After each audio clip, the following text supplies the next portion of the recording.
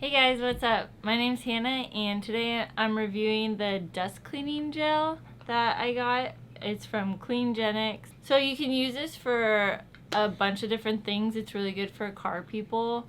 It gets in the little nooks and crannies in your car and like your vents and all the tight spaces that are really hard to clean.